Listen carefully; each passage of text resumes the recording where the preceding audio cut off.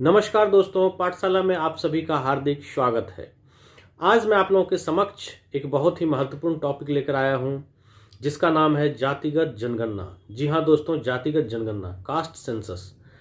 जातिगत जनगणना हमेशा से ही विवादों में रहा है। जब भी किसी राज्य सरकार ने जातिगत जनगणना करवाने की कोशिश की है, चाहे वो कर्नाटक हो या साउथ के अन्य राज्य हों, यह हमेशा विवादों में रहा है। राज्य सरकारों को इसका डेटा प्रकाशित नहीं करना पड़ा, काफ़ी दबाव में आ गई सरकार, क्योंकि जातिगत जनगणना के जो आंकड़े हैं उनको रिलीज करने पर जातीय उन्माद बढ़ने की संभावना थी, सामाजिक सौहार्द बिगड़ने की आशंका थी। तो इस वजह से जातिगत जनगणना सदैव ही सुर्खियों में रहता है। और अभी हाल ही में बिहार में जातिगत जनगणना हुई है 2023 में। गाहे बगाहे यह जातिगत जनगणना की बातें चर्चा में हमेशा बनी रहती हैं। बिहार सरकार ने भी जब जातिगत जनगणना करवाई थी, उस समय इस पर काफ़ी विवाद हुआ था। कुछ लोग इसके पक्ष में बात कर रहे थे, कुछ इसके विपक्ष में बात कर रहे थे। सरकार का अपना मत था कि हम विकास के कार्यों को अंतिम पायदान तक पहुंचा सकें, इसके लिए हम जातिगत जनगणना करवा रहे हैं। वहीं इसके आलोचकों का मानना था कि एक बार किस जाति में कितने लोग हैं उसके आंकड़े रिलीज हो जाएंगे, तो जिस जाति के लोग की संख्या ज़्यादा है, उनकी तादाद ज़्यादा है, वो अपना वर्चस्व स्थापित करने की कोशिश करेंगे, जातिगत उन्माद बढ़ेगा। तो इस तरह की तमाम बातें जातिगत जनगणना को लेकर चलती रहती हैं। तो यह टॉपिक जो है स्टेट पीसीएस, यूपीएससी या अन्य कॉम्पिटिटिव प्रतियोगी परीक्षाओं तथा जैसा कि मैं हमेशा कहता हूं, आम लोगों के लिए भी जानना उतना ही आवश्यक है। तो पहले हम इसे चरणबद्ध रूप से इस पर बात करेंगे। तो पहले हम आपको जनगणना की कुछ जो इतिहास रहा है, जनगणना हमारे भारत में किस तरह से प्रारंभ हुई, उसका क्या इतिहास रहा है, नियमित जनगणना कब से चालू हुई, पहली बार जातिगत जनगणना कब हुई, तो इस पर थोड़ा सा प्रकाश डालते हैं। जैसा कि आप स्क्रीन पर देख पा रहे होंगे, सन 1872 में तत्कालीन वायसराय लॉर्ड मेयो के कार्यकाल में पहली बार औपचारिक जनगणना की शुरुआत भारत में हुई। हालांकि यह जनगणना औपचारिक थी। प्रथम बार सन 1881 में तत्कालीन वायसराय लॉर्ड रिपन के कार्यकाल में नियमित व अस्थायी रूप से जनगणना होती है। तो दोस्तों, यहां ध्यान देने योग्य बात है कि सन 1881 में जो जनगणना हुई लॉर्ड रिपन के कार्यकाल में, उसी को हम नियमित व अस्थायी रूप से जनगणना मानते हैं। और वहां से प्रत्येक 10 साल के अंतराल पर भारत में जनगणना होती है और आज भी उसी हिसाब से जनगणना होती आई है। आखिरी बार 2011 में जनगणना हुई, जो कि 1881 के बाद से 15वीं तथा 1947 यानी आज़ादी के बाद से 7वीं जनगणना थी। और 2021 में जनगणना होनी थी, परंतु कोरोना के कारण यह स्थगित हो गई और अभी तक यह नहीं हो पाई है। अब जो जनगणना होगी वो आज़ादी के बाद से 8वीं जनगणना होगी और 1881 यानी जब से जनगणना की शुरुआत हुई उससे 16वीं जनगणना होगी। तो अभी चूंकि जनगणना नहीं हुई है, होनी बाकी है। 1931 में अंतिम बार जातिगत जनगणना हुई, जिसके आधार पर ही मंडल आयोग की रिपोर्ट पर ओबीसी आरक्षण नीति 1990 में लागू की गई। दोस्तों, जैसा कि आप लोग जानते हैं, जब पहली बार जनता पार्टी की सरकार आई थी 1989-80 के दशक में, उस समय में जनता पार्टी की सरकार ने मंडल कमीशन का गठन किया था ओबीसी आरक्षण के लिए। और इस मंडल कमीशन की रिपोर्ट पर जब एक बार पुनः जनता पार्टी की सरकार बहुमत में आई 1989 के आसपास, तो उस समय मंडल कमीशन की रिपोर्ट को लागू किया गया था, आरक्षण जो पिछड़े वर्ग को दिया गया था। तो यह आरक्षण 1931 में जो जनगणना हुई थी जातिगत, उसी के आधार पर दी गई थी। कितनी पुरानी जनगणना थी और उनके आधार पर आरक्षण वर्तमान में लागू है। तो दोस्तों, यहाँ ध्यान देने योग्य बात है कि जनगणना से मेरा मतलब है जो जनगणना होती है जिसमें संख्या गिनी जाती है लोगों की, लिंगानुपात निकाले जाते हैं या अन्य तमाम तरह की चीज़ें, महिला पुरुषों की संख्या, वो अलग बात हो गई। और जातिगत जनगणना जिसमें अलग अलग जातियों की संख्या गिनी जाती है वो अलग बात है। तो वैसी जनगणना, जातिगत जनगणना अंतिम बार 1931 में हुई है और अभी हाल ही में जातिगत जनगणना बिहार राज्य में संपन्न हुआ, 2023 में संपन्न हुआ। तो अब जैसा कि आप लोग देख पा रहे होंगे आपके स्क्रीन पर बिहार जातिगत जनगणना 2023 से जुड़े हुए महत्वपूर्ण आंकड़े उपलब्ध हैं। आप इन्हें जूम आउट करके या पॉज करके नोट डाउन कर सकते हैं, या मैं बोलता रहूँगा और आप उन आंकड़ों पर नज़र डालेंगे तो आपको एक मोटे मोटे तौर पर अंदाज़ा लग जाएगा कि कौन सी जाति कितनी तादाद में है, किसका कितना प्रतिशत है एवं इस तरह के बातें। तो जैसा कि आप लोग देख पा रहे होंगे, हिंदू आबादी बिहार में 81.9%, मुसलमान आबादी 17.7%, ईसाई 0.0576%, सिख 0.0113%, बौद्ध 0.0851%, जैन 0.0096%। अब हम विभिन्न जातियों की जो प्रतिशत है, खास करके हिंदू कम्युनिटी में, उसकी बात करेंगे। पिछड़ा वर्ग 63% है। जी हाँ दोस्तों, जो बैकवर्ड क्लास है उसकी तादाद सबसे ज़्यादा है बिहार में, 63%। ये बैकवर्ड क्लास दो वर्गों में विभाजित है, ईबीसी और ओबीसी। एक्सट्रीमली बैकवर्ड कास्ट अत्यंत पिछड़ा वर्ग, और ओबीसी अदर बैकवर्ड क्लास अन्य पिछड़ा वर्ग। तो ईबीसी की जो जनसंख्या है वो 36.01% है, ओबीसी 27.12%।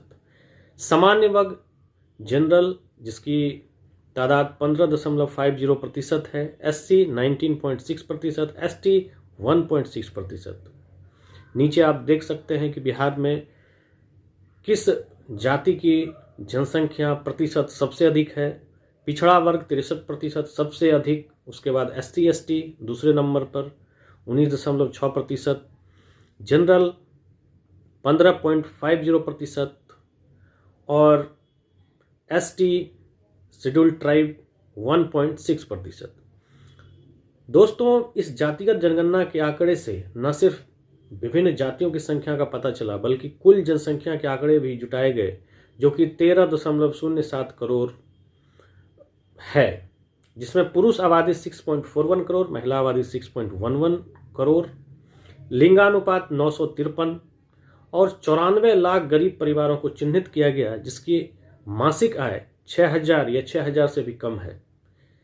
इन आंकड़ों के आधार पर ही मुख्यमंत्री ने तत्काल बिहार लघु उद्यमी योजना की घोषणा की और इसके तहत प्रत्येक गरीब परिवार को 2 लाख रुपए छोटे मोटे उद्योग धंधे शुरू करने के लिए दिए जाएंगे। तो दोस्तों, आपने देखा बिहार जातिगत जनगणना से जुड़े हुए तमाम आंकड़े, जिसमें विभिन्न जातियों की प्रतिशत, कुल जनसंख्या इत्यादि का जिक्र मैंने किया। तो दोस्तों, आपने जातिगत जनगणना से जुड़े हुए तमाम आंकड़े को देखा कि किस जाति की कितनी तादाद है, कितने प्रतिशत है उनकी आबादी। अब प्रश्न यह उठता है कि आखिर जातिगत जनगणना आवश्यक क्यों है? क्योंकि प्रत्येक 10 वर्ष के अंतराल पर पूरे देश में जनगणना की जाती है। हालांकि 2021 में कोरोना की वजह से स्थगित हो गई जनगणना, परंतु जल्द ही उस जनगणना को निपटा लिया जाएगा, जिसमें कि विभिन्न राज्यों से संबंधित भी आंकड़े केंद्र सरकार मुहैया करवाती है। तो जातिगत जनगणना का प्रश्न क्यों उठा? क्यों बिहार को जातिगत जनगणना करवाना पड़ा? इस पर जो सरकार का पक्ष था वह यह था कि विभिन्न जातियों में अभी भी कई ऐसी जातियां हैं जो कि काफ़ी पिछड़ी हैं और विकास की मुख्य धारा से वो काफ़ी दूर हैं। तो अंतिम पायदान पर जो खड़े लोग हैं उनको विकास की मुख्य धारा में लाने के लिए और सरकारी योजनाओं को उन तक पहुंचाने के लिए, उनको चिन्हित करके उन तक पहुंचाने के लिए आवश्यक है कि किस जाति में कितने लोगों की तादाद है। क्योंकि जब अगर फॉर एग्जांपल अगर एसटी एसटी के लिए कोई योजना सरकार बनाती है उनके कल्याण के लिए, तो उन्हें यह पता होना चाहिए कि एसटी एसटी की तादाद कितनी है, उनकी जनसंख्या कितनी है। क्योंकि अभी तक काफ़ी पुराने आंकड़ों पर ही सरकार उनके लिए योजनाएं बनाती रही हैं, उनको कई तरह के सरकारी जो योजनाएं हैं उसका लाभ देती रही है। जबकि एक्चुअल ग्राउंड पर बात कुछ और है, उनकी तादाद काफ़ी बढ़ चुकी है। तो सरकार का यह मत था कि उनके लिए जो योजनाएं बनाई जाती है, सही सही डेटा सरकार के पास हो, जिससे कि सही रूप से योजनाएं उन तक पहुंच सके और सरकारी योजनाओं के बनाने में या उनके क्रियान्वयन करने में सहूलियत हो। परंतु वहीं दूसरी ओर ये भी तर्क है कि क्या जाति एक आधार है? जाति के आधार पर हम यह निर्णय लेंगे कि कौन पीछे है, कौन विकास की मुख्य धारा में है या कौन नहीं है? क्या यह आधार सही है? क्या यह आधार उचित है? क्या यह अच्छा नहीं होता कि इसके जगह पर आर्थिक मापदंडों को आधार बनाया जाता, कि एक निश्चित उदाहरण के तौर पर अगर 5,000 6,000 से भी कम अगर औसत मासिक आय किसी परिवार की है, तो यह समझा जाए कि उनको तत्काल सरकारी योजनाओं के लाभ की ज़रूरत है, सरकारी योजनाएं उन तक पहुंचाई जाए ताकि वे अपने आर्थिक जो स्थिति है उसको ऊपर उठा सकें, उनको आर्थिक रूप से पुल आउट किया जाए सरकार के द्वारा। तो क्या आर्थिक आधार नहीं होना चाहिए था? उसके बाद क्या फ़र्क पड़ता है वे किस जाति से हैं, किस संप्रदाय से हैं, किस धर्म से हैं? तो खैर ये जो है कि चर्चा का विषय है। ये एक द्वंद्व की स्थिति पैदा करता है कि जहां सरकार तर्क देती है कि सरकारी योजनाओं के लाभ व क्रियान्वयन के लिए मुझे जातिगत जनगणना करवाना जरूरी था, वहीं दूसरा तर्क यह है कि क्यों ना आर्थिक आधार पर योजनाएं बनाई जाए और उनको लाभ पहुंचाया जाए, जाति की आवश्यकता ही क्यों है? तो खैर ये वाद विवाद का विषय है। इसी वाद विवाद को और स्पष्ट करने के लिए और इसे और बल देने के लिए, इसे और धार देने के लिए हम लोग जातिगत जनगणना के जो सकारात्मक पहलू हैं और इनके नकारात्मक पहलू, उस पर विस्तार पूर्वक बात करेंगे। तो चलिए हम लोग जातिगत जनगणना से जुड़े हुए तमाम पहलुओं पर बात करते हैं। जैसा कि आप लोग स्क्रीन पर देख पा रहे होंगे, जातिगत जनगणना से जुड़े हुए जो सकारात्मक पहलू हैं, जो सरकार भी इन पहलुओं पर बात करती है, जाहिर सी बात है सरकार सकारात्मक पक्ष को उजागर करेगी। तो गरीबी व पिछड़ेपन को दूर करने में इससे मदद मिलने का दावा किया गया है। कहा गया कि जातिगत जनगणना की रिपोर्ट के मद्देनजर विभिन्न जातियों की आबादी में प्रतिशत भागीदारी तथा उनमें गरीबी व पिछड़ेपन को दूर करने हेतु आरक्षण 65 से 75% कर दिया गया। दोस्तों, हालांकि यह पटना हाई कोर्ट ने इसे निरस्त कर दिया है और पटना हाई कोर्ट के अनुसार जो आरक्षण है वो 50% से कम रहना चाहिए। इंदिरा साहनी बनाम भारत संघवाद 1992 में सुप्रीम कोर्ट ने ऐसी व्यवस्था दी थी कि 50% से ज़्यादा आरक्षण किसी भी केस में नहीं होना चाहिए।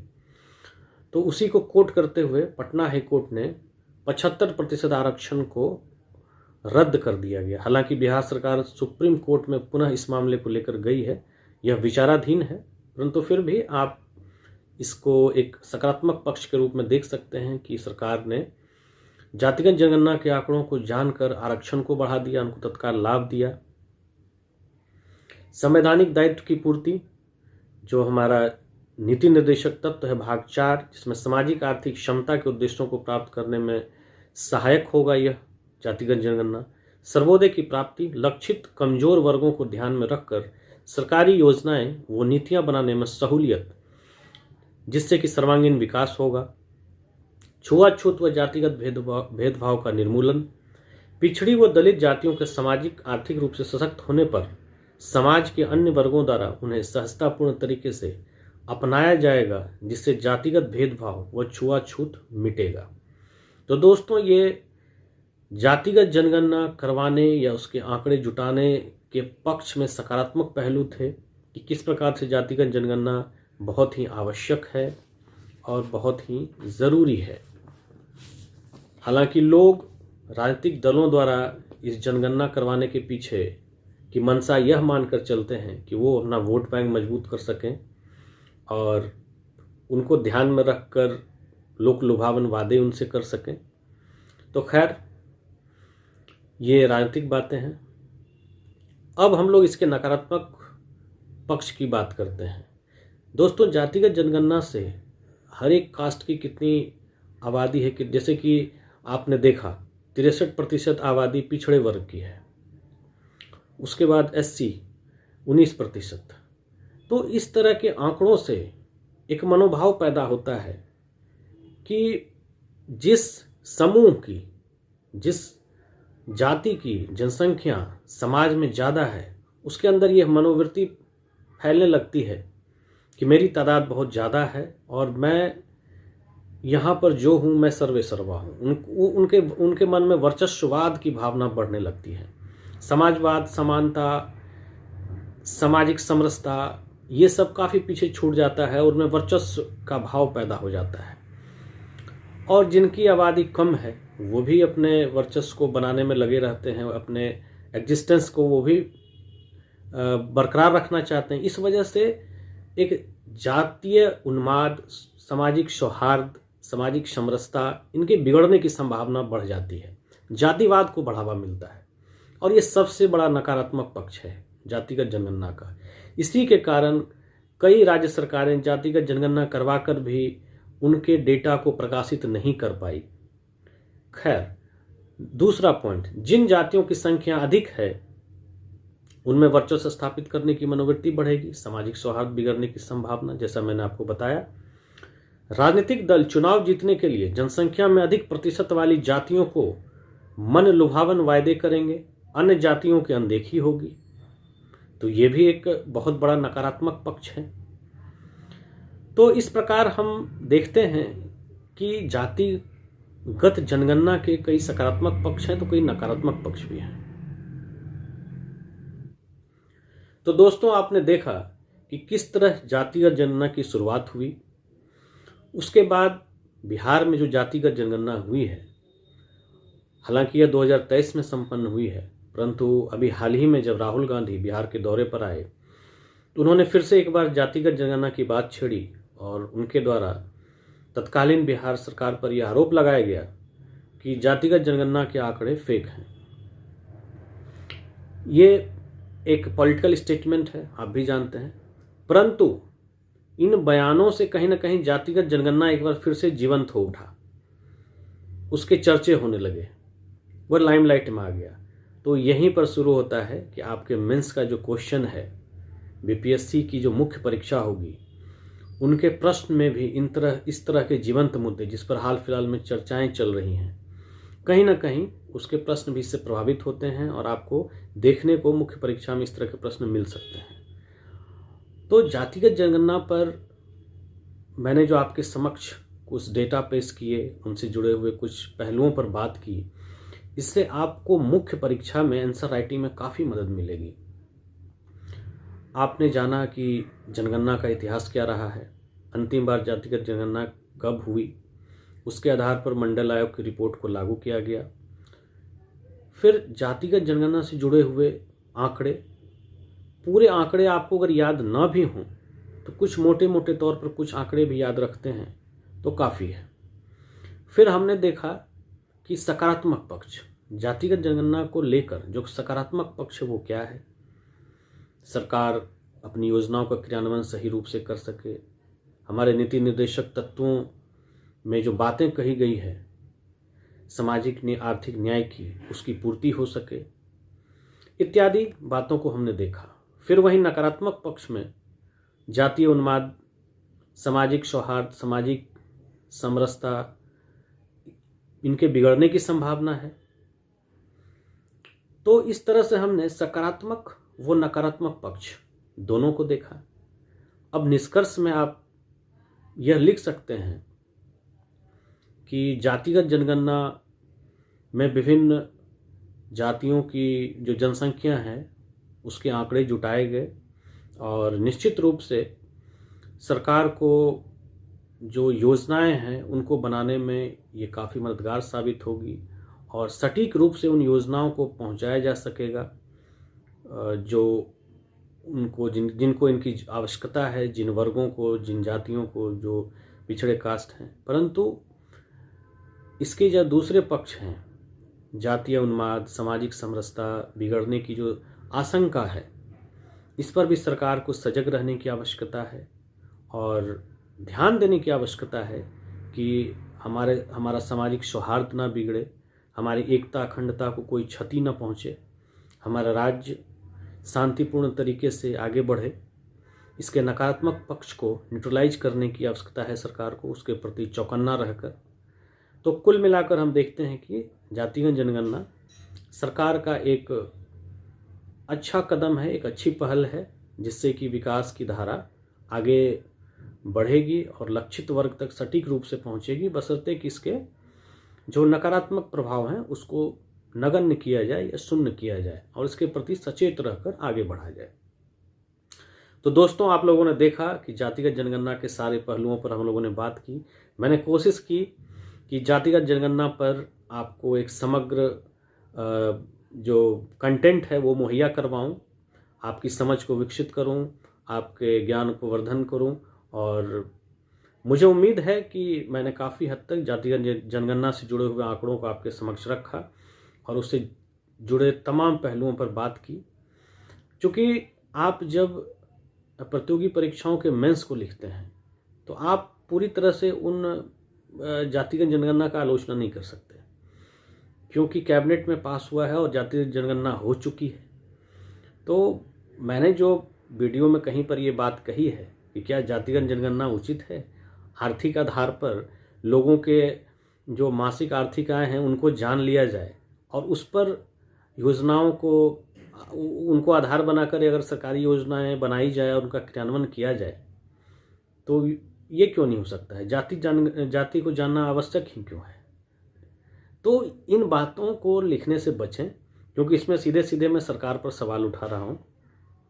तो जो योजनाएं एक बार कैबिनेट से पास हो गई और जिन्हें मूर्त रूप दे दिया जा चुका है, उसके नकारात्मक पक्ष में हम कुछ बातों को तो लिखेंगे परंतु सरकार पर सवाल नहीं उठाएंगे और निष्कर्ष में हम बैलेंस करते हुए कहेंगे हाँ, ये योजना अच्छी है, स्वागत योग्य है और इससे अंतिम पायदान पर खड़े व्यक्ति को सटीक रूप से इन योजनाओं का लाभ मिलेगा, उनकी जनसंख्या पता होगी सरकार को, तो योजना बनाने में मदद मिलेगी। परंतु इसके नकारात्मक पक्ष को भी लेकर सजग रहने की आवश्यकता है कि जातीय उन्माद ना बढ़े, सामाजिक जो एकता है उसको खतरा ना पहुँचे। तो इस तरह से हमें बढ़ना है। तो खैर, और आप मुझे उम्मीद है कि आप लोग इसका पूरा ध्यान रखेंगे। तो आप बताइएगा आपको कैसा लगा और इस तरह के वीडियो मैं अक्सर आपके लिए लाता रहूं।